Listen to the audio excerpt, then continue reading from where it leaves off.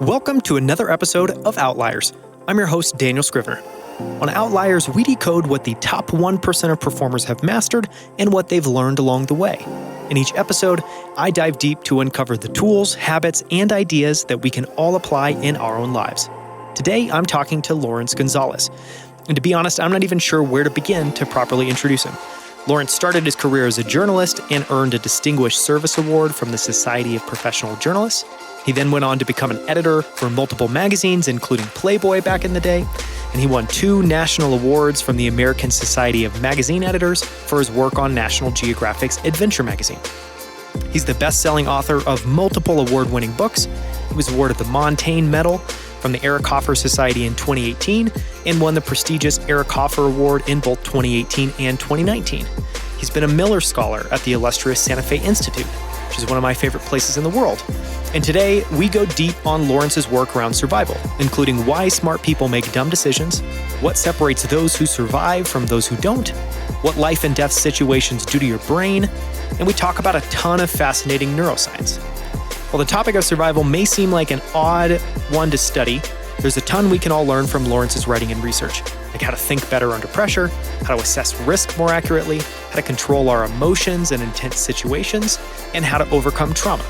I promise after listening to this conversation, you'll be replaying it in your mind for a long time to come. So with that, please enjoy my conversation with Laurence Gonzales.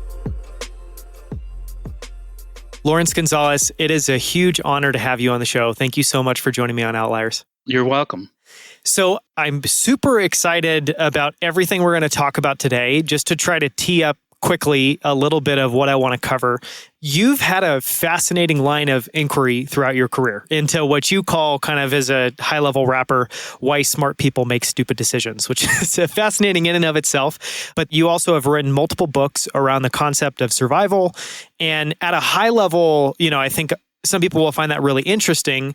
But what I found fascinating is all the areas that feeds into. There's fascinating things that you have uncovered about how we're wired. There's fascinating things about how really intelligent, trained people end up getting overwhelmed by emotion and make dumb decisions. And so I think there's a bunch of ways that breaks down and gets applied today. So where I wanted to start is if you wouldn't mind telling the story of your father's plane crash and how that maybe kicked you off a little bit into your inquiry into survival. Sure. My father was a combat pilot in World War II. He was a B-17 bomber pilot. And in 1945, near the end of the war, he was in one of these big missions out of England where they'd take hundreds and hundreds of planes at the same time over Germany. And on this particular day, which was January 23rd, 1945, he was with a mission of 700 planes. And he was the first guy. He was the very lead guy in this whole thing. One of the reasons he was the lead guy was that his boss was riding co-pilot that day. So he gets to see everything, right? Of course, they're the first to the scene of the accident, as we pilots always say. So they got over their target and he had his left wing shot off. They were at 27,000 feet starting the bomb run. And once he lost his left wing, the plane rolled inverted and started spinning in a kind of fluttering leaf type of spin. And the spinning was so great that it actually tore the aircraft in pieces. It flew apart from centrifugal force, and he was unable to get out of the cockpit. And his piece of the cockpit fell that 27,000 feet. He never got a parachute, and he survived. So this is a completely unlikely event. It's not a unique event, but it's very unlikely. So that was 45. I was born in 47, at the end of 47. And so I was a little kid growing up hearing these stories about him that I kind of thought, is that really true? Did that really happen? But as I grew up, I realized it really did happen.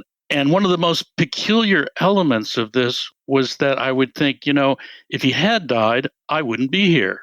And of course, I'm the most important person in the world. So, so this is a kind of existential thinking for a little kid to have.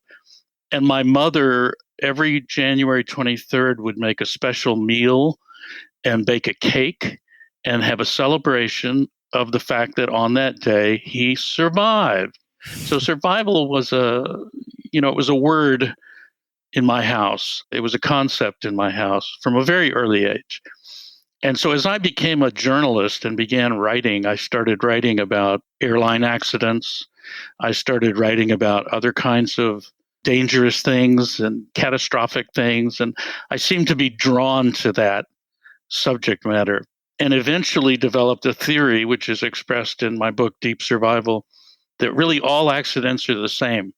You kind of have to put them together from pieces. They don't just happen. You have to assemble them. And I got into an area of study where you look at things like nuclear power plants, industrial shipping, things like that, and you start to see similarities with accidents in aviation and accidents on oil rigs and things like that. So it was a whole area of study of, well, how do these things happen? Why do smart people do stupid things? And how is the brain working to trick us? Because these people, the important part of that phrase, why smart people do stupid things, is that the people are not stupid. They're smart. And so how did they make this mistake? And that's really what my books are about. No, it's a great encapsulation. And, I've listened to several interviews. Obviously, I've read your books and I understand, and I think you do a really great job of breaking down accidents and traumatic events. And obviously, a piece of that is kind of how we're wired. A piece of that is emotions and other factors that play in. But can you maybe break down at a high level how you think about the inputs to an accident or something, and how much of that is the people, how much of that's the situation, how much of that's external factors, and maybe what are some commonalities there you've observed? So there is a feature of our brains, and when I say brain today, neuroscientists understand that the brain does not work by itself. It has to have a body attached to it. So there's a lot of intelligence going back and forth between brain and body. We just don't have a word for it in modern day science. We say brain. So you can think, when I say brain, that I really mean the brain-body complex that makes these behaviors. We tend toward habituation. So if you do something over and over again, it becomes an automatic habit. And we don't like to stray away from that because it requires thought and, we're lazy, essentially, by which I mean we're efficient.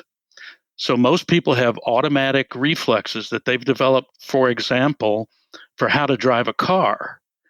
Now, this is a very complex operation, and yet we can drive a car while talking on the phone and drinking that latte and correcting the kids in the back seat and never know what happened in the 12 blocks that we've gone.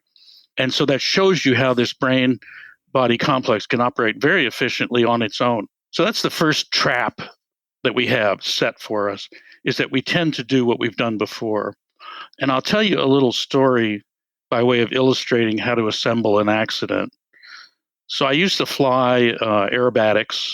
I flew what some people call stunt planes for a number of years. And I was going to fly my plane cross country for a trip. And I had to go from the Chicago area to Santa Fe, which is kind of a long way for a little plane like I had. It's basically a 100-mile-an-hour plane. So that's a bit of a hike.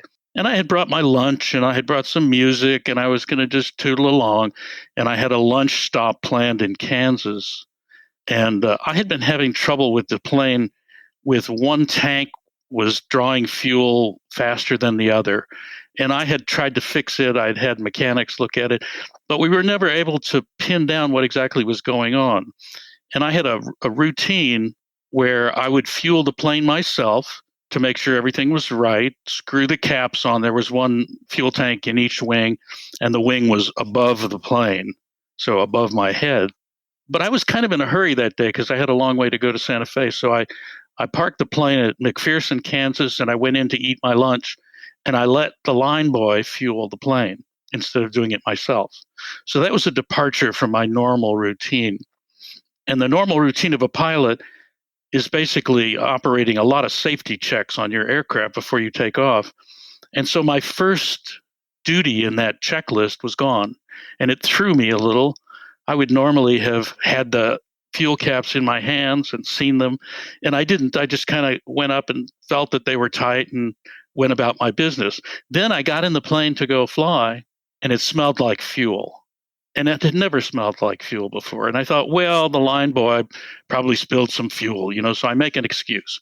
So I taxi down to where you test your engine and all that. And I ran up the engine. You have to run it up to 1800 RPM and check to see if it's working correctly. And I smelled a lot of fuel. And I thought, well, he probably just spilled some fuel. And, so I'm entering into this deep state of denial here and going deeper and deeper into territory I should have immediately recognized. This is not normal. This is not the way things work when I fly this little plane. And I knew the plane very well. I owned it and I flew it all the time. So I took off. And as I was cleared for departure, from the pattern of the the airport, so I'm up about 1,000 feet. I make my left turn to get on my way, and a whole bunch of gasoline starts gushing out of the side of the plane onto me. Wow. So I'm like covered in gasoline suddenly. And I'm like, oh my God, I'm going to die in a fireball. Well, I could make this story much longer, but I won't. The long and the short of it is that I declared an emergency. I turned around, I came back, and I landed safely. The fire truck was out there to meet me. And I got out and I sort of collapsed on the grass because I was so scared. And then afterwards, when I was writing Deep Survival and thinking about this, I was thinking, wow, I had to go to great lengths to have that accident. And I had to put it together in a really careful fashion. It wasn't an act of God, it was an act of me. And so one of the first things that I say in Deep Survival when I talk about the rules, here are the rules. The first rule is perceive and believe. And that means the first time I saw that my routine wasn't right, I should have gone back and checked my routine. And the first time I smelled gas, I should have stopped. So, this is a typical accident. Yeah, and that perceive and believe piece, obviously, what you just hinted at is kind of the perceive piece. But I find that concept pretty incredible because what you're really, I guess trying to encapsulate inside that is, like your story illustrates, we can all trick ourselves, or it's very easy to just kind of slough it off and say, I don't know, it's fine, or what about this? So I guess how does someone get over that and truly, how can we all train ourselves to kick in those believe muscles sooner or not let ourselves be deceived? It's a matter of habit, and it's a matter of day-to-day habit. It's not like you have to go to survival school, and it's not like at the moment of emergency, you're going to invent new behavior. In the moment of emergency, you're going to do what you've done before. And the important thing about that is to develop a habit of sort of editing yourself, looking at what you're doing and asking, what am I really doing here? Like, you've got your baby in the back seat of the car and you're trying to cross a really busy street and you're on your way to the grocery store. And you get impatient and you're about to just take that little break in traffic that isn't quite big enough. And you stop yourself and you think, what's the most important thing I have to do on this mission? And it is to keep the baby safe. That's really what I'm doing. I'm in a car. Cars are probably the most dangerous thing any of us ever handle in our lives, unless we're Everest climbers, and most of us aren't. So you're in this very dangerous vehicle, you've got the baby, and you need to get to the grocery store, but what you really need to do is protect the baby. So it's a way of redefining, what am I really doing here? Mm-hmm. And most people never do that. And so I speak about what I call a risk-reward loop. What is the risk I'm taking? The risk I'm taking is that my baby might be harmed. If I pull out too soon and get hit by a gravel truck, I've failed in my one mission in life, which is to protect the baby. The reward is I get to shop for groceries and bring them home and have food. That's a pretty good reward, but it's not worth dying for. And so if you actually bother to think through what you do on a day-to-day basis, you're much more likely to do it in exceptional circumstances and say, you know what, if I wait another 2 minutes here, it doesn't make any difference. Mm-hmm. Yeah, and it's interesting, so part of that is maybe might be described as like making sure what we practice is actually what we want to be doing when the moment of disaster strikes. And you have a really interesting story there that I've heard you tell about I think it was a police officer who practiced disarming a suspect and maybe practiced that a little bit incorrectly. He gave it back every single time and how that backfired in real life. Yeah. He was an FBI agent, and I believe this story is told in a book called On Combat by David Grossman, but I retell it. And in this incident, the FBI agent decided it would be a good idea to learn to snatch a gun out of an assailant's hand. So he practiced, as you say. He practiced and practiced and practiced, actually got quite good at it. And one day, sure enough, he's walking along with his partner, and a bad guy pops out with a gun, and he snatches the gun out of the guy's hand. And then he gives it back to him. And his partner has to shoot this guy because the guy's now pointing a gun at them. And of course, the baffling thing about this is here is a man who did an action that intellectually he knew was absolutely the wrong action to do. And yet he did it. And what he did is actually, it relates to the current plague of police shooting people that they shouldn't be shooting. And I can talk about that if you want. But essentially what had happened is he practiced with his partner snatching the gun.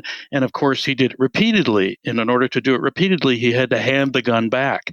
And his body learned this whole suite of behaviors that involve taking the gun and giving it back and taking the gun and giving it back. And that's how this system works that I was talking about earlier, that you learn automatic behaviors and they kick in and they play out by themselves. It's why you can do a good golf swing. It's why you can do a good tennis serve. It's why you can tie your shoe. And once you've learned it, it's really hard to disassemble it. So then you add to that the high stress. Obviously, if the man was thinking clearly and in a calm situation, he would know that he's not supposed to give the gun back. But under the high stress, his body takes over and does the action he practiced. Mm-hmm. So I always say, we are always practicing something. The question is, what is it? And is it the thing we want under high stress to emerge as our behavior? And so a lot of this takes, what they call mindfulness. You have to be aware of what you're doing and why you're doing it and what's going to happen under stressful circumstances. Yeah, I'd love for you to expand on what you touched on there, which is just kind of sharing some of your thoughts on what I think you described pretty well, the plague of police shootings that we're seeing and witnessing, and I think all trying to understand.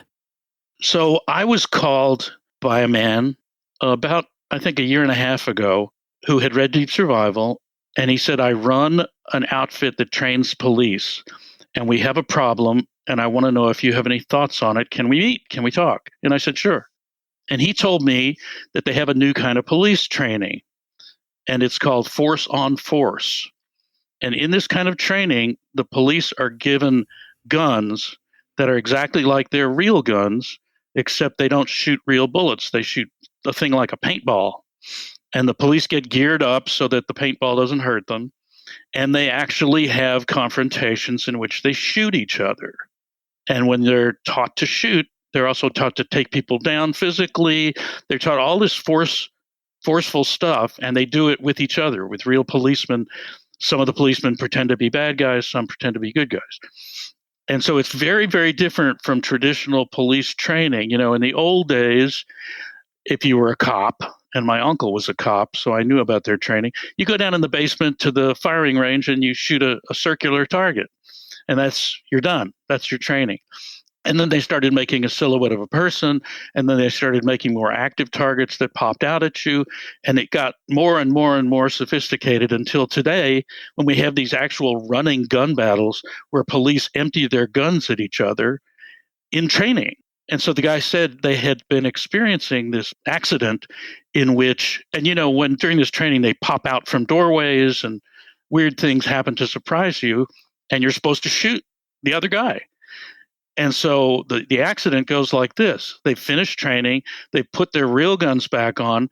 Somebody pops out of a doorway and the cop shoots him. And it's another cop who just happened to be coming back into the building.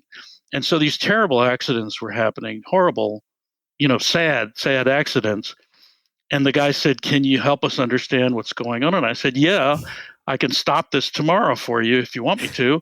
And he said, "How?" I said, "Don't point guns at each other." I mean, it's kind of a fundamental rule of handling firearms that we all learn very early on. And he said, "Well, we can't do that because this training is now very popular and it's the norm." And so we had a long discussion about other things they might do. But going back to the FBI agent, when these guys train in this way, if they have to fire on a bad guy, they empty their gun. So it's not like, bang, I'm going to shoot you in the toe so that you stop walking. It's like you aim for the center of the body and you aim and shoot all your bullets. And you do it really fast. And it becomes that reflex, like the FBI agent handing back the gun. You're not thinking in that high stress environment. And these training exercises, although they aren't meant to be lethal, are very high stress. You just go bang, bang, bang, bang, bang, and it's over. It's over in seconds. So on the street, when these cops who are all trained up to that adrenaline rush feeling get in a situation like that, they do what they trained and they pull the gun and they fire all the bullets. And so that's exactly what's happening. And I think this force on force training is a big mistake. It's causing a lot of fatalities in civilian life and among the police themselves. So bad idea. If you were to maybe tear that down, because I can understand the counter argument of, yes, but at some point they still need to learn how to use these weapons. They need to learn how to use them in a defensive scenario. But clearly it seems like they're just getting trained and primed in all the wrong ways. So if you were to try to keep in mind that goal of they still need to have familiarity and be able to know how to use it when they need to, I guess how would you reshape that training to make it so that it ended up in less accidents or less accidental mistakes? Well, I think that training to fire multiple shots is probably not, I mean, it's not what most police officers need in most situations. And so to have that as a hair trigger response in your pocket is a bad idea. Yeah. Taking another point from this subject matter, the police are now armed with military gear. And so that in itself makes everything more lethal. So they're not only trained in this odd way, but they're carrying military gear. So your average police officer, at least around here, is going to have something like a 45, a 9mm, a 40, big guns that are meant to kill immediately. It used to be that police carried a .38 special revolver, which is a fine weapon. And lots of people got shot with .38s who didn't die. But if you get shot with a 45, your chances are not very good. So I disagree with arming police with military gear, first of all, because they're not supposed to be attack forces. They're supposed to be mediating forces in society, which they aren't any longer. Like I say, my uncle was a police officer. He refused to carry a gun. He was in San Antonio, Texas, his whole career. And I said, "Uncle Albert, why don't you carry a gun? Don't you want a gun?" He said, "Listen, you got a gun, the other guy's got a bigger gun. They're not afraid of a gun. They're afraid of crazy." And he said, "I carry a knife and they think I'm crazy and they're afraid of me." And most people don't know this, but the police in Ireland do not carry guns. They don't have guns. And there's a reason for that, because police shouldn't be attack forces. And that's what they've become in this country, really, sad to say. And so I think that a complete overhaul of the way they're armed and trained is necessary to stop these kind of reflexive shootings that are happening. Because I don't think any of those officers, like the FBI agent handing back the gun, I don't think any of those officers, or at least most, would say like, "I think I'm going to go kill this guy now," and pull a gun and deliberately kill somebody. I think they did exactly what they were trained to do in reflex. And this is exactly why I wanted to have you on and talk about your book, because I think there's a lot of areas of society that I think people would really benefit from applying some of those principles. One thing that I wanted to spend a little bit of time on, some concepts that you share in your book that I find just really insightful, that I think are great terms or great ideas or great kind of wrappers for things. And one of those, which relates to what we've been talking about, is this concept you have of hot cognition. And I just found that fascinating. Would you mind expanding on that and kind of describing what that is and how that influences behavior?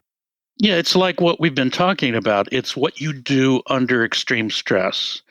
And what you do under extreme stress is usually going to be an automatic behavior of some kind. You don't sit down and start inventing new behaviors when you're under stress. And that includes, under stress, includes things like being afraid. And I do a lot of public speaking at places like conventions of firefighters, for example, and police and military. And I had a police officer in connection with this training we discussed tell me the way they train us nowadays, I think everybody's going to shoot me. I'm constantly afraid that I'm going to get shot at, which is, it puts you in this territory of hot cognition. You're not being deliberate and thoughtful about what you're doing if you're afraid. Yeah. And so, when I talk about the rules that I have in deep survival, and I said the first one is perceive and believe, and the second one is to stay calm. So reason and emotion or stress work like a seesaw. If you're in high stress or high emotion, you can't think straight. If you can manage to get yourself thinking straight, your emotional level or stress level will go down and you'll be in better shape. And so this is one of the struggles of controlling your behavior rather than letting your behavior automatically control you. Yeah, and I've heard you tell one really interesting story related to that, which is about the USS Indianapolis and how in a stressful situation you can try to what are techniques we can use or what are things we can do when we find ourselves in that fight or flight mode in order to calm ourselves down and kind of center ourselves. Could you maybe tell that story or a similar story? Yeah. And so the idea is, if you look at, this is an oversimplification, but if you look at reason and emotion as a seesaw, then if you're in a highly stressed state, highly emotional state, you're fearful, you're panicked, whatever, just the act of trying to do something that engages the other part of the brain, the thinking part, the rational part, which is the neocortex, by doing something that engages that part of the brain, you can calm that emotional side down and be able to think better and make a plan. And so in the case of the USS Indianapolis, which was the last ship sunk in World War II, it was torpedoed by a Japanese submarine, and about 1,000 guys were thrown into the water as this ship sank. And it was in the Pacific, it was shark-infested waters, it was a real mess. And making things even more interesting, nobody knew the ship was out there. There was a mistaken record of it having docked somewhere, so nobody came to rescue. But in the initial minutes after the sinking, one of the officers was swimming through this sea of fuel that was spreading out, and he came upon a lifeboat with a bunch of sailors in it, and they were all covered in that sticky diesel fuel, and he said they looked like they'd just given up. They were lifeless. They weren't doing anything to help themselves. And he got in the boat with them, and he took out his service pistol, his 45, and he took it apart, and he gave each person a piece of it. And he said, now we're going to clean this weapon and we're going to put it back together. And there was no point in that. He didn't have anything to shoot with his gun. It was just an exercise in forcing them to think in a linear fashion and do something with a purpose. And there's a bigger, and it worked. They calmed down, they got organized, and they survived in this boat. But it was the first step in tamping down emotion and getting them thinking clearly. And there's an overarching message in this. This is something that we naturally find ways of doing. There are two circuits in the brain that I want to talk about that are of interest in this regard. So all mammals have a circuit that neuroscientists call the rage circuit or the rage pathway. And, it's an area of the brain through which signals pass under certain circumstances that necessitate a certain kind of behavior. Easiest way to see it is step on your cat's tail and you'll see it. The cat will scream, his claws will come out, his jaw will clench, his teeth will bare, he'll struggle and fight. This is all part of an automatic behavior. You don't have to think about it. In fact, you can't think about it. You don't have control over it. It will happen naturally. And we've all seen it happen in ourselves. Like if you stub your toe or if you hit your thumb with a hammer, you'll see this rage circuit activated. If you are exposed to trauma enough, you can get to the point where that rage circuit is either hair trigger, it goes off all the time, next to nothing, or it's maybe activated all the time and you're constantly in a state of anxiety and rage. And this is a problem. Even if you've only experienced a little trauma, you'll still have some of this. People call it PTSD, but it's just the normal functioning of this system we have. There's another circuit in the brain that neuroscientists call the seeking circuit or the seeking pathway. And you can see this in a cat as well. When the cat is stalking prey, the cat gets down low, it gets very quiet, it gets very organized, methodical, goal-oriented, step-by-step kind of movements. And this is not so much different from what I was describing in doing something that engages the cognitive part of the brain. Cats may or may not have cognition of that kind, but nevertheless, they still have this circuitry, and you can see this circuitry work in an MRI machine. Well, people, being clever, find all kinds of different ways to activate this seeking circuit. And the seeking circuit runs through the rage circuit, and so it deactivates it. So if you're feeling anxious, if you're feeling enraged, there's nothing better than to find that activity that dampens the rage circuit and engages the seeking circuit. For some people, it's a game of golf. For some people, it's running. For some people, it's cooking a gourmet meal. I mean, it can be anything because we're so adaptable as people. But people tend to find that activity and do it to excess because it feels good, especially if you've been traumatized in the past. And so what we see is a messed up kid like Glenn Gould discovers playing the piano really calms him down and he doesn't feel so messed up anymore. So guess what? He plays piano all day, and pretty soon people are going like, hey, Glenn Gould is a genius. Listen to him play piano. And of course, it's because he practiced. No, that's fascinating. And one of the things that I love, you touched on it a little bit, but you have one book, Deep Survival, which is all about people, stories of people in extreme traumatic scenarios, but those stories kind of end when they're rescued or when they're taken out of those scenarios. And then you have a follow-up book called Surviving Survival, which is about what goes on after someone makes it through the other side of one of those events. And turns out actually that there's a long road coming out of that to figuring out what to make of and how to get on with your life after going through one of those. But one thing you touched on there that I find really fascinating and I'd love to talk about is that PTSD, you think the D in that word for disorder doesn't belong there. Can you talk a little bit about that? Yeah, well, essentially we're talking about a system of memory. And neuroscientists now believe that we probably remember everything. We have a limited capacity for conscious, rational thought. It doesn't have a lot of bandwidth. And so much of what we remember doesn't rise to the level of consciousness. The stuff we need in a day-to-day world does, but that there's a lot more there that we aren't aware of.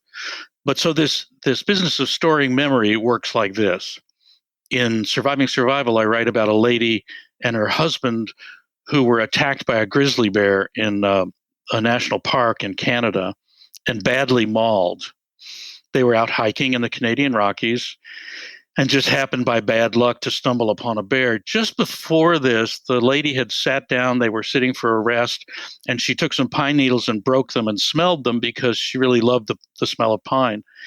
After the attack, when she was recovering and trying to get on with her life, she discovered that the smell of pine would send her into a panic attack. She couldn't stand the smell of pine after that. And this is exactly how our memory system works. It mates things together to give us as much information as possible for the next time something happens. And so it's not a very sophisticated system. It's a very blunt instrument. So it paired the smell of pine with an attack by a grizzly bear so that in the future, when she smelled pine, she'd be sure to turn and run away, which doesn't make any sense at all, but there it is. That's how this system works. So we're constantly getting all kinds of matched things in our environment that don't have the right meaning, and we have to use our thinking to interpret them. However, it's just a system of memory, and memory includes feelings. And so as I was saying before, it's not just the brain, it's the body too. So when you get a feeling like that, it's usually expressed as a gut feeling. And so I don't think disorder is right. I think post-traumatic stress is correct. It's after trauma that you get these effects most powerfully, and it's stressful because you're high, your emotional level is very high. But it's not a disorder. It's the way the system works, and we all have it to some degree or another. I had an experience years ago, and I want to say it's 20 years or more, in which I was visiting somebody. I was in an unfamiliar bedroom getting dressed, and I was putting my shirt on, and I put my hands over my head to put my t-shirt on, and there was a ceiling fan there, and I stuck my hand in the ceiling fan, and boy, did that hurt. And I didn't break anything, but man, it was really painful. Those things are wood and they go fast. To this day, my wife makes fun of me for this. I can be in a room where the ceiling's 12 feet high and there's no ceiling fan. And then when I go to put my shirt on, I look up and it's completely reflexive. And she always jokes with me about this. It's because it's indelible. And so that's a fairly minor trauma in life. I mean, I didn't lose a limb or even bleed. It just hurt. And so by understanding how the system works, we can take apart some of these, places in our lives where we feel anxiety or anger or sadness or any of these negative emotions that may stand in the way of our functioning, and we can put something in their place. We can decide, when I'm feeling this way, I'm going to play tennis or whatever it is that does it for you. It's different for everybody. And it just makes for a better quality of life. You can actually control these things. It seems like, your book, Surviving Survival, would be great for anyone to read, and I think one concept that I took away from it, and one of the reasons I was so excited to talk with you, is just this notion that all of us at some point in our lives experience trauma, and we all have some form of, like you just described, even in a really minor way, kind of post-traumatic stress that we have to work through in our own lives. So maybe to make it a little bit more personal and give you an example of it, I have two younger brothers. My youngest brother is a Green Beret, and I think he's recently qualified for Delta Force. So long story short, he's career Army and is often in harm's way. And when he was deployed to Afghanistan, he went through a significant amount of trauma, as most soldiers do. But the most traumatic event for him was he was out on one of their routine patrols. They ended up triggering 2 IEDs. The first one sent them to begin rescuing one of their team members. And then on the way back to the vehicle, while they were carrying this team member, they stumbled and triggered a second IED. And I, as the older brother, I got to see a little glimpse of what that was like, but I know that is nothing compared to what it's like to be in a relationship or be the partner of someone that's struggling with that. And you talked about a second ago that this rage circuit can become, have a hair trigger on it, or it can be triggered all the time. And that, the person that's happening to has no control of that, or it takes a very long time to figure out how to control that. I guess, can you maybe flesh out a little bit of how can we all be compassionate when we're with somebody who has some sort of significant form of post-traumatic stress? And what advice would you have for them to maybe just help better understand that this isn't controllable, or just have more compassion and empathy for the person going through this? I think it's not controllable. I wouldn't call it controllable. I would say that you can mitigate the effects, and the psychiatrists who work in war-torn countries and try to deal with the people who are just ordinary people, not combatants, who suffer all this trauma and are trying to get back in their lives. They have a saying, which is work, work, work. And you find, like I was talking about Glenn Gould and practicing piano all day, it's not that different from it. There has to be something you can engage in. So that's really important, to find that thing. And one of the best things to engage in, and now I'm speaking for the traumatized person, not the partner of the traumatized person, but the partner can certainly encourage this kind of thing. One of the most effective things to become absorbed in is helping other people. So I know a lot of military that I've talked to get traumatized over there. They come back and they find that the best thing for them is to get with other traumatized people and help them. And because suddenly you're not a victim now, you're a rescuer, and it's a different frame of mind. And the other thing, and I say this in Surviving Survival, is find somebody who's worse off than you are, because there's always somebody who's worse off than you are. And I know even in my work, I have tried to engage in the work that way, in the sense that I'm writing these things to help people, in part because it makes me feel better than just doing something to gratify myself. And I think most of us, if we're not totally twisted, are that way, that people like to help other people. And I've seen this my whole life, that people are exceptionally compassionate and helpful for the most part. So to engage that with an activity that will activate the seeking circuit, I think is a really good strategy. And it doesn't make the trauma go away. The trauma does live on. It's like, if you think of it like, one of the people I talk about in Surviving Survival is a lady who got attacked by a shark, and she lost the use of her right hand as a result of the attack.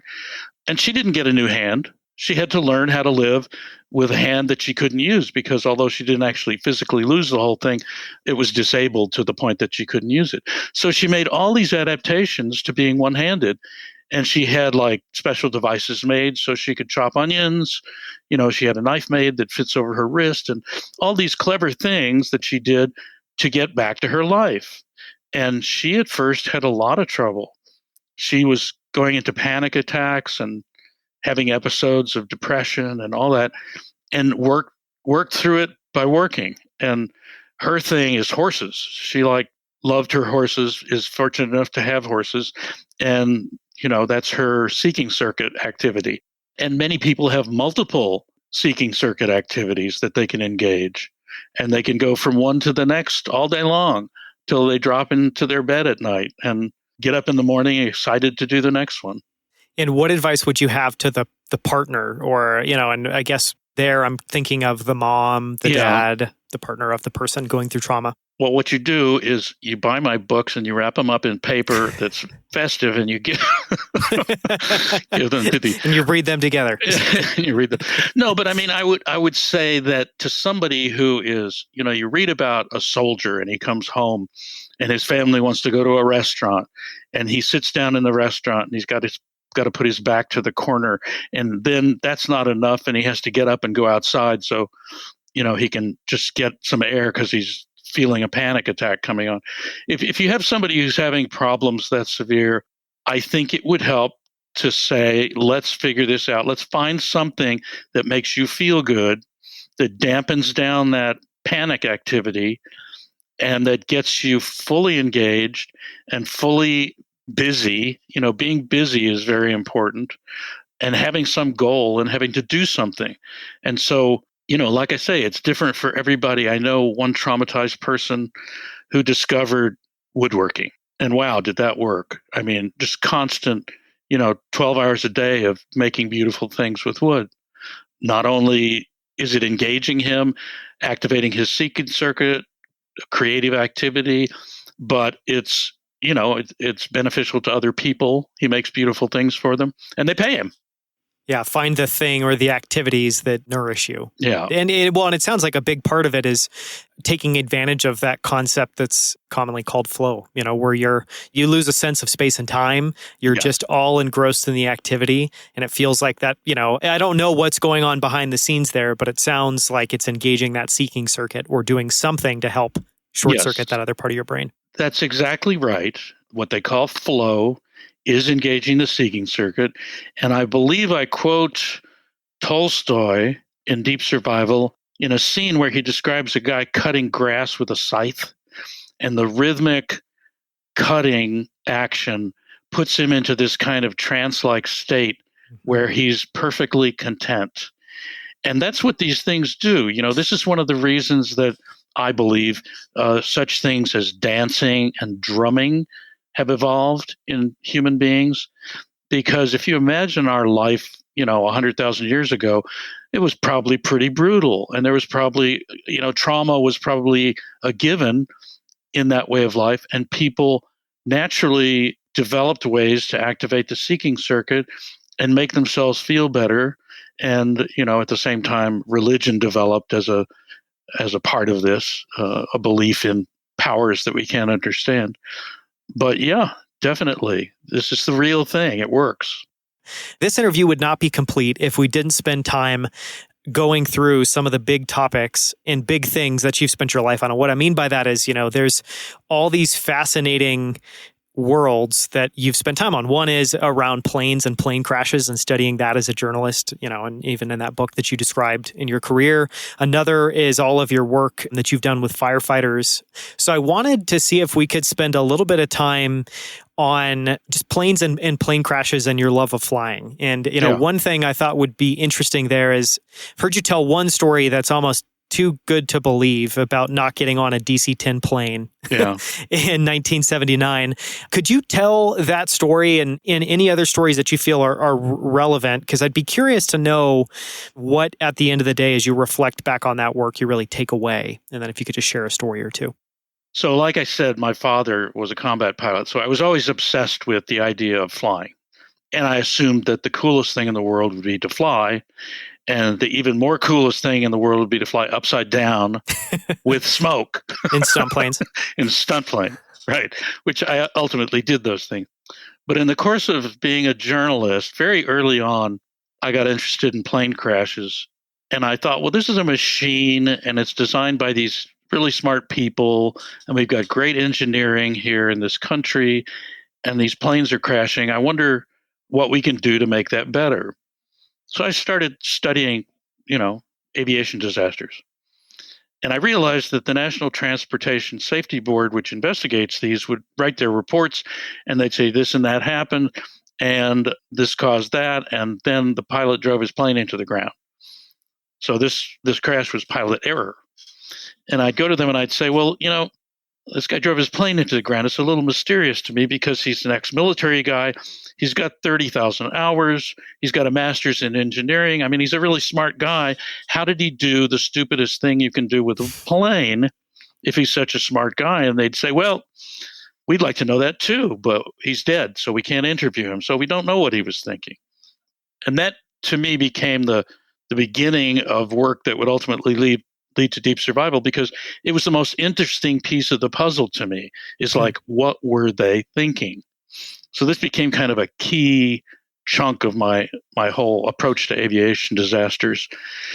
And in some cases, it was just a mechanical thing. In the course of doing that research, I realized that the DC-10 aircraft was one of the very few aircraft that fell out of the sky of its own accord most of the time. It didn't generally crash because of pilot error. It crashed because it was a flawed aircraft. It had some really serious problems that had caused fatal and near fatal crashes repeatedly, and it hadn't been grounded.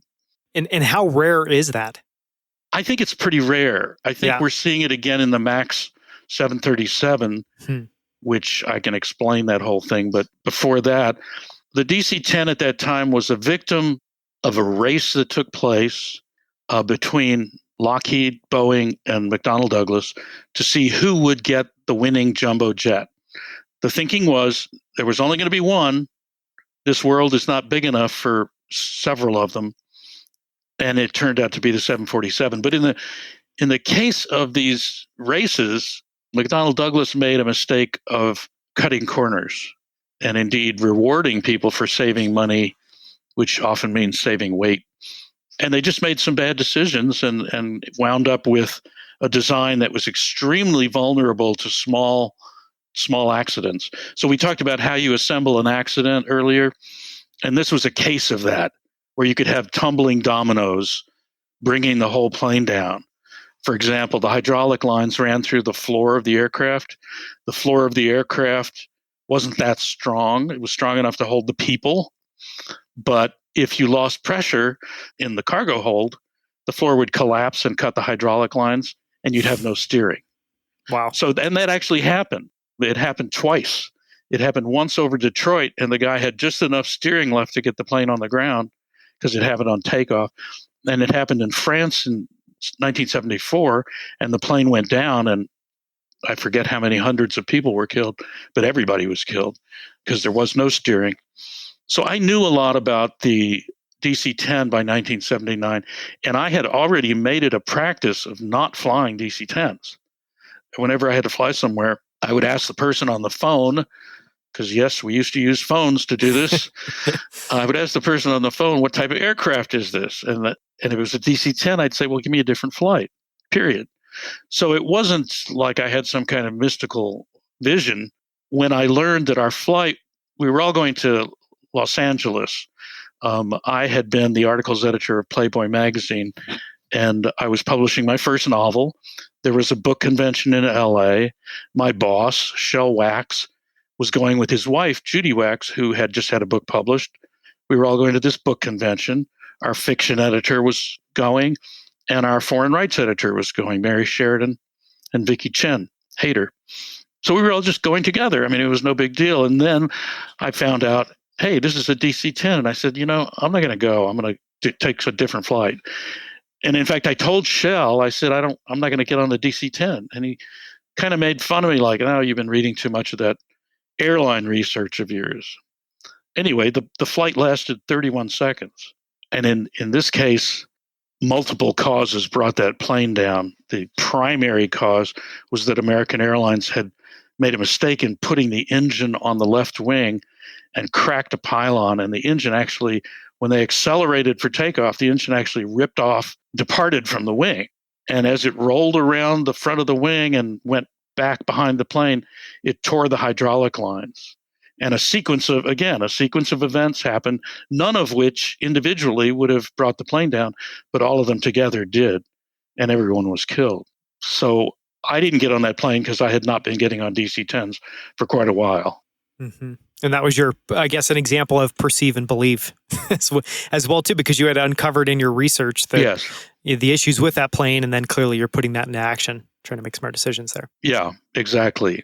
And when you study airline accidents a lot, you start to you learn what all the funny noises are. First of all, being a pilot, I kind of knew anyway, but you learn what all the funny noises are, and you learn what the wrong funny noises are. And so you tend to become a rather alert flyer in some cases. And I didn't want to have to be thinking about a DC-10. Mm-hmm. Anyway, a stroke of luck in some ways. Truly amazing call, and obviously a truly tragic, event. In air travel, airlines, aviation in particular, there's obviously a super developed safety muscle. You talked about all the safety checks that pilots do, and it seems like so much of just what's involved in being a pilot and in piloting a plane, training to be a pilot, is safety training. And I guess what strikes me is that seems like it's completely normal in aviation, and people in that field embrace it, and I think there's a love and an appreciation of safety there. But it also doesn't seem like that's been broadly applied to other fields. Do you have any thoughts on why that is? And I guess any thoughts on why that's not applied other places, or maybe that's not the case and it actually is?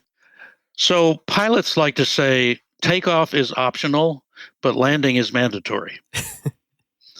And encapsulated in that little phrase is the philosophy about safety that I certainly adopted as a pilot, which is that I don't have to go.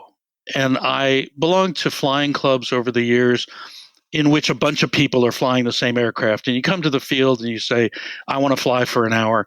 And you pick a plane that's available. And then you check it over before you use it. And I always had a rule that if I found 3 things that were wrong, I would reject the plane because I would assume there was a 4th that I didn't find. And the airlines operate somewhat like that in that they have what's called a minimum equipment list. So a modern airliner is a machine complicated enough that it cannot be working 100% at any time. Wow. So you never take off in an airliner where every single component is working. Just slightly frightening. But yeah, it's too complicated. And the mathematics of that is very easy to construct because I use what I call the dinner paradox. There's a new restaurant just come to town. It's extremely popular. You have to have a reservation. You have to have your whole party there at the time of the reservation, or you'll lose your reservation. So you want to invite reliable people to this party. So let's say we're all 90% reliable for showing up on time. How many people can you invite before you have less than a 50% chance of having dinner? And the answer is 9 times 9 times 9 times 9, et cetera, till you get below 50%. That is 0.9 times 0.9. And the answer is about a half a dozen. When you get to 7 people, you're not going to have dinner. And so if you look at an aircraft, the DC-10, for example, I just happen to know had 250,000 parts roughly. And let's say we assign a % chance of their reliability, you can very quickly figure out that not all those parts can be working at the same time. It'll never happen. And so that's why they have this, what they call the minimum equipment list, which means you're flying a broken airplane every time you fly. But it still has to be above some threshold. So you're just determining it's above some threshold. That's right. And airline flying is very safe until it's not. I talked earlier about a risk-reward loop. The risk in flying an aircraft is that you will die. So it's not like, well, I might lose some money or, I might break my leg. You will die. In most of the big airline crashes, that's what happens. They're not very forgiving. And so the obsession with safety is aimed at that concept, like, we're going to try to keep these passengers alive. Now, having said that, there's been a cultural shift that's very scary in a way and promising in another way. And that's that the airline industry for some years has been working to get the pilot out of the cockpit. So starting years and decades ago, they began trying to automate things that pilots do. And a modern airliner, you can sit in Chicago and punch into the computer New York LaGuardia, and the plane will take itself off, fly itself there, and land itself all without you touching anything. And in fact, there's lots of pilots who don't touch things, which is why some of the accidents we're seeing today are happening. The Air France accident, where the plane went into the Atlantic Ocean, is an example of what happens if you don't know how to fly the plane. Mm-hmm. And so in this transition between airplanes that are flown by the pilots because they know how to fly and airplanes that fly themselves and don't need a pilot, except as a guy who watches instruments, there's a dangerous place. And we're in that place right now. And part of the reason the 737 MAX ended up the way it did is because of being in that place and because of corporate decisions that were made. And, that's a whole long story in itself. But essentially, I see in my future no 737 MAXes, just as I saw no DC-10s. It's too much of a can of worms at this point. The old 737s, by the way, are excellent planes. It's just this new incarnation. Yeah. Yep. The pre-MAX 737s, in a sense, the older the better, but they're fine planes. They're terrific planes. And in general, Boeing has historically made some of the best planes in the world. You talked a little bit about the incentives that are there, and I'm just curious to get your take. So it seems like there's both good incentives and I can imagine bad incentives for wanting to automate flying a plane. The good incentives are you want to reduce human error, you want to make it safer. The bad incentives or incentives that maybe aren't bad on the surface, but can clearly have bad consequences are maybe things like, we maybe need to have less pilots, or we can sell more planes to airlines because now we're automating more of what they do. What's your sense of what those incentives are that are forcing or encouraging plane manufacturers to automate more things, and how is that going wrong? Well, it is cheaper. So, training pilots is very expensive. You have to pay them salaries and have benefits for them. The pilot is an expensive thing. And that's one of the reasons that planes today have only 2 pilots instead of 3. Mm-hmm. So in the days of the DC-10, all the aircraft had a captain, a first officer, and an engineer in the cockpit. And they worked very hard to get that engineer out of the cockpit, and they did. And so this was the beginning, probably in the 70s, of the move away from, toward automation and away from having pilots in the cockpit. I think we're at a point where we still need pilots, and the trouble is we need them to know how to fly a plane, and the training is failing them. And not just the training, but once you've trained a pilot, he's got to be practicing. He's got to be actually flying the plane. Mm-hmm. And we've seen quite a number of accidents that show that many of the young pilots flying out there today really don't know how to fly a plane.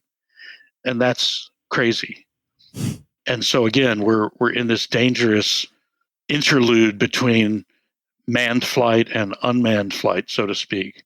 And we don't yet have the perfect mix. Mm-hmm. And it's slightly frightening to then think about all the other areas where that's happening, like in, self-driving cars, for instance, where I'm sure we'll have that same issue. Any thoughts on that? Well, I have not studied self-driving cars per se, but I have studied industry and accidents all my life. And when I hear self-driving cars, I think of everything I know about how accidents are put together and how the thing you don't expect is the thing that's going to bite you. I talk about the work of a guy whose name is Charles Perrow. He wrote a book called Normal Accidents. And it essentially says that if you have a system that's complicated enough, accidents are part of its normal functioning. It's just like I said, you can't get on an airliner that's completely 100% working. If you have a machine that's as complicated as the airliners are, this is the dinner paradox. You're going to have a problem. And so the self-driving car is complicated in a whole lot of ways that I don't completely understand because I haven't studied it. But I guarantee you it's one of these complex systems. And it's going to have things you can't anticipate. So, for example, just to use a simple example, in airliners, the toilets operate on this blue flushing liquid. It's like chemical toilets. And if you throw paper towels in the toilet, you can clog the system up. And when you flush it, it makes pressure and it breaks out through the seal. And this blue liquid gets to the outside of the airplane where it's 60 degrees below zero. And then you get this blue liquid leaking out and freezing solid on the outside of the aircraft. And after a little while, you form a big blob of ice that breaks loose and goes into the jet engine, and you lose an engine. So who would have thought a toilet can bring down an airliner? They're not connected at all. So this is one of Charles Perrow's, pieces of advice, insights, is that complex machines connect things in ways that the engineers never intended. And this will happen with self-driving cars, and they'll go kill people. And this will happen for a while, that self-driving cars, you'll read about it in the newspaper, or there won't be any newspapers. You'll read about it online, but it will happen. Mark my words. I want to touch on two mental concepts. One is this concept of your brain having a night shift and what happens there and what it's doing and why that process is there in the first place, which relates to a few things we've been talking about. So maybe just to start there, can you flesh out where you got that term and how that shows up in some of your work and how you think about that? So there's a famous story that makes the rounds periodically about a German chemist named Kikuya in the 1800s. And he was working on the structure of benzene. He was trying to figure out how benzene was constructed. And he couldn't figure it out. He worked and worked and worked, and it was really frustrating him. And one evening he had been working and was sitting in front of his fireplace with his work in his lap, and he fell asleep. And as he was drifting into sleep, he started dreaming. And he saw in front of him the molecules of the benzene sort of dancing in front of his face, like, if you'd been playing Tetris all day, you might see the Tetris pieces before you go to sleep.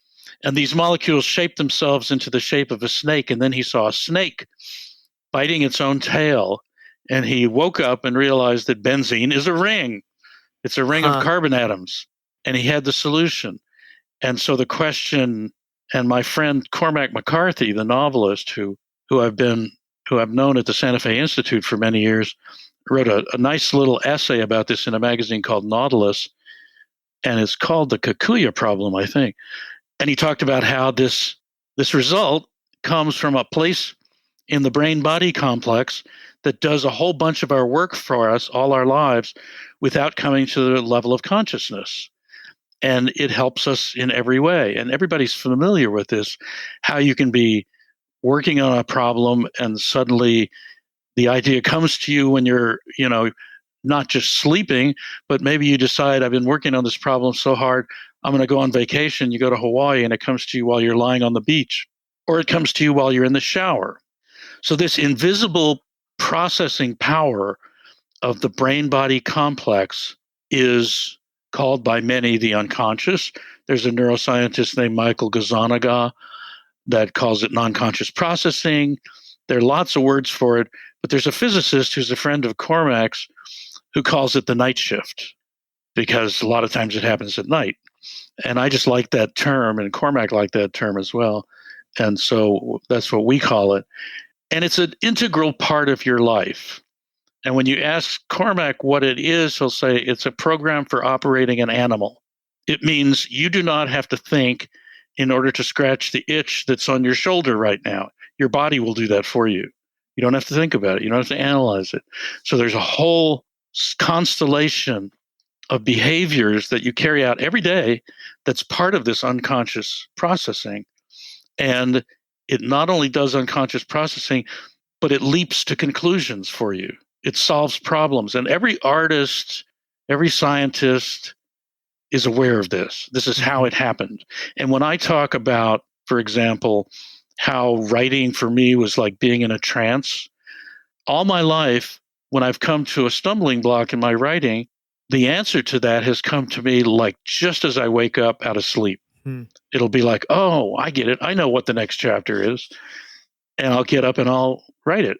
And so it's a ubiquitous part of our being, and yet we know nothing about it. Mm-hmm. Cormac calls it black to opacity. It's never been studied. How do you get a grant to study something you can't even describe? And yet we're all aware of it. So that's the night shift, and we all use it. And this is tied in, I think, to the fact that the memories that we make during the day get consolidated during sleep to become long-term memories. And I think somewhere in that process lies the night shift, but nobody knows where. Yeah, or how it works.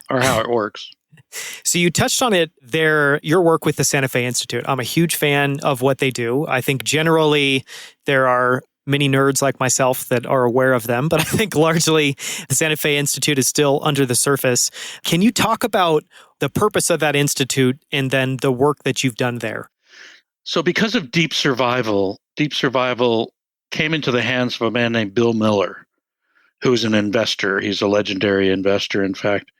And Bill, at that time, this would have been 2004 maybe, was the head of the trustees at the Santa Fe Institute, chairman of the board. And his wife gave him Deep Survival and said, I think you like this. She gave it to him because it looked like an outdoorsy book, and Bill is an outdoorsy kind of guy. But it turned out not to be quite what she thought it was. And Bill read it, and then he invited me to his company in Baltimore, Legg Mason Capital Management, because they have a book club there. So everybody would read the same book, then they'd invite the author, and that, we'd have a meeting and talk. And so I finished my talk with them after that, and Bill said to his right-hand man, friend of mine named Michael Mobison now, he said, we ought to get this guy out to the Santa Fe Institute. And I thought, Santa Fe Institute? That was like he had said to me, I think Bob Dylan might like to sing some of this guy's songs, because I had known about the Santa Fe Institute for years and never dreamed I'd have some kind of entree to it. Anyway, in 2006, Bill and Michael brought me out there for the first time, and I've been going back ever since under various excuses. They'd either invite me out to give a talk or invite me out for some meeting or whatever. Almost every year since 2006, I've been there for some of the year. And then I got a fellowship there in 2015.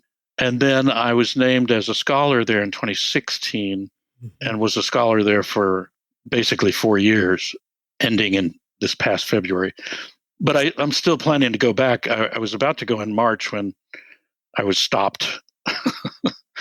Stopped by a tiny thing. Yeah, by a tiny global pandemic. So the Santa Fe Institute was founded in 1984 by a man named George Cowan with the help of Murray Gell-Mann, who was a Nobel Prize physicist, and several other people. Phil Anderson, another Nobel Prize winner physicist. Ken Arrow, who won a Nobel Prize in economics. And these guys all got together and decided to help found this thing. And this thing was a new way of doing science. So if you go back to Newton and you look at the history of science going forward, it's an attempt to see things smaller and smaller and larger and reduce everything to simple concepts. And it's called reductionist science because you take things apart and look at the pieces and tell what's going on, right? But if you take a cat apart to look at the pieces, you no longer have a cat. And so this is a problem for science. How do you deal with that? And so as I spent time at the Santa Fe Institute, I learned that science over the 350 years since Newton has told us more and more about less and less, and almost nothing about almost everything. And so the people who founded the Santa Fe Institute said, let's start looking at ways that we can, instead of reducing things, we can look at the whole thing and see if we can make sense of it. And this came right at a moment when personal computers came into their own. So prior to this, anyone would have told you, the world is too complex to study in that way. In order to have a map of a cat, you'd have to map every single cell and you'd have a cat. So what does that tell you? However, if you have a computer that can do calculations by the millions and billions per second, you can sort of simulate a cat and see what happens. And so essentially, they realized that this little machine that we all have on our desks now was a great scientific tool for trying to get at the underlying workings of nature. And this was called complexity science, because instead of reducing things to simple terms the way Newton did, which was very useful, it tries to take on the whole. And it's made wonderful progress in many ways. And in fact, one of the complex systems that the Santa Fe Institute started studying right at the beginning in 1987 was pandemics. So a pandemic is a complex system. It's actually complex systems, several complex systems interacting. It's the virus itself, which works like a complex system and spreads in a way that's not straightforward. It works with a complex system of society, which has very complex collective behaviors. And it works with the complex system of individual human behavior, which determines where the virus goes, and the humans themselves are complex systems. And so this complex system interaction is giving us what we're seeing today with this pandemic. And people from the Santa Fe Institute are running the forefront of trying to figure out how to deal with the pandemic. So people who came from the SFI are right now at work helping to try to stop this pandemic and telling us how we can do that. And they have a meeting. Actually, I go to these meetings virtually several times a week. They have a meeting every day at 9:30 in the morning to tell where we're going and to talk about the pandemic. So that's one. The Santa Fe Institute is not really interested in practical applications. They're a theoretical institution, but it shows you how very suddenly something that for 33 years has been theoretical becomes practical. And now it's being applied. So it's a fascinating place on the cutting edge of science in many, many fields. And most of the fields are combinations of existing fields. So we have physicists studying biology and economists studying, sociology, and everything crosses the boundaries of traditional academics. That was a wonderful description. I learned a ton that I didn't know. So thank you so much for that. So I want to just ask our two closing questions that we ask all guests, and we can wrap up. And the first one is, I imagine there's a lot of these in your life, like by studying accidents, by going through, even just your backstory, the things that you've seen. I'm sure there's a lot that you're grateful for in your life. But one thing I'm curious is if there's a single experience or a person in your life that you're eternally grateful for and why, and if you'd be comfortable sharing that story, sharing that person or idea. Yeah, sure, of course. I would say that it's my wife. She has made possible, I've been more productive since I've known her than I was in my life. And we've been together about 20 years, and she takes care of everything but what I have to do to be the writer and speaker, if we count this, that I am.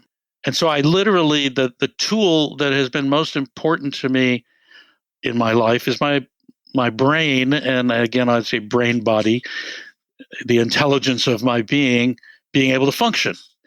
So in order for me to function as a writer, I have to have my thoughts, and she knows how to allow that and has done so. And I don't have to think about anything else. I do not have to think about the visa bill, the income taxes, or whether the heating bill was paid. She takes care of everything. So it's hugely important. I would just add as a kind of gigantic footnote to that, my father. I mean, my father shaped my thinking. My father would have loved the Santa Fe Institute because the Santa Fe Institute's philosophy of life and science is everything is interesting. If you think something's boring, you're missing the point. You look at something. I used to teach writing at Northwestern University, and the students would say, well, I don't know what I want to write. I don't have a subject. What should I write about? And I'd come in with a book by a man named John McPhee that's called Annals of the Former World. It's a 1,000-page book. It weighs like 6 pounds. And I'd hold it up and I'd say, this is a book about a rock.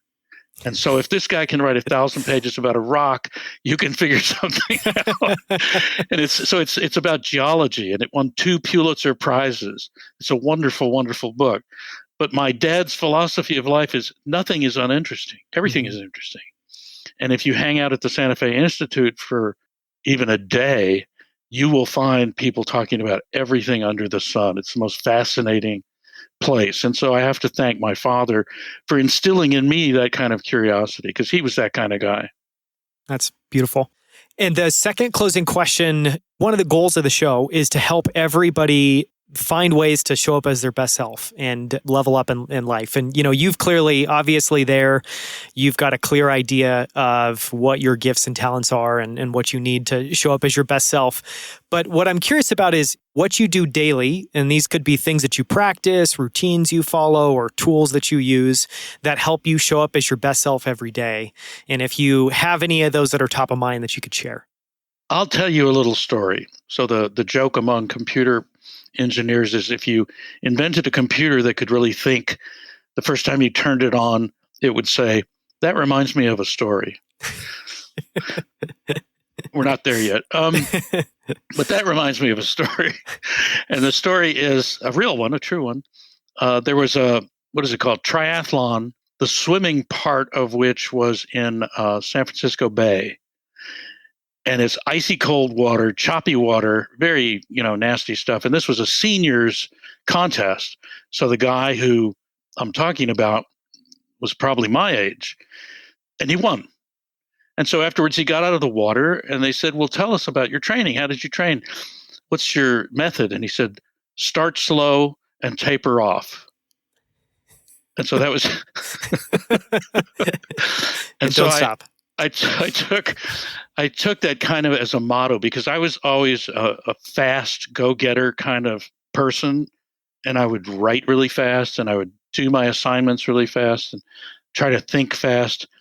And after a while, I realized, and my older daughter, Elena, when she was probably, 7 or 8, said, you know something about everything, don't you? And I said, well, yeah, kind of. She said, well, you're a mile wide and an inch deep. And I thought, well, I'd like to get a little deeper. And so I tried deliberately to slow down my natural tendency to jump from place to place and go deeper. And so oftentimes when I sign the book Deep Survival for someone, I will put in the place where I sign it, I'll write, go deep. Love that. And so going deep into a subject, I guess, is something that in my maturity has become very important to me, to learn the underlying stuff. And to take your time with it. And to take my time. Not be hurried. And not do anything until it's right. And so in Deep Survival, I talk about Steve Callahan, who was lost at sea for 76 days and had to survive. And he had all kinds of problems, things breaking on his life raft and all that. And he was constantly telling himself, take your time, make it right. You only get to do this once, and it's like Alex Honnold. I don't know if people know this climber. There was a movie made of him called Free Solo, in which he free solos without ropes, El Capitan, at Yosemite. And the whole point of the drama of it is that if he slips, he dies. There's no do-over. And I've come to feel that way about my work, make it right. Yep. Take your time. Yeah. Well, that is a perfect note to end on. Thank you so much for all the stories, for all the wisdom that you brought, and for being on the show. You're quite welcome. Thanks. It's a great show. Until next time, thank you so much for tuning in. For show notes, including links to anything and everything mentioned in this episode, please go to outliers.fm. If you enjoyed this episode, sign up for my weekly newsletter. You'll be the first to hear about new episodes before they're released, and you'll get the best quotes, themes, and ideas from each episode in a weekly update I call Inside the Episode. To sign up for that, just go to outliers.fm/newsletter. Just 2 more things before you take off. Number 1, if you enjoyed this episode, please leave a review in iTunes. My amazing team and I invest countless hours planning, researching, and editing each episode because we want all of them to be amazing. And we hope you enjoyed listening. If you did, please consider taking 30 seconds to leave a short review in Apple Podcasts or iTunes. Reviews are crucial in helping us get the best guests and helping more people find Outliers. So if you have 30 seconds, please take a moment and leave a short review. Thank you so much. Number 2, if you haven't already, sign up for my Friday 5 newsletter. Each Friday, you'll get a short email where I share the coolest things that I've been using, loving, and pondering each week. Those include new products I'm trying, supplements I'm experimenting with, people I've been studying, books and articles I've been enjoying, and so much more. It's super short, it's filled with awesome and interesting stuff, and it's a great way to get inspired each week as you head into the weekend. To get access, go to friday5.email. That's FRIDAYFIVE.email. Thank you so much.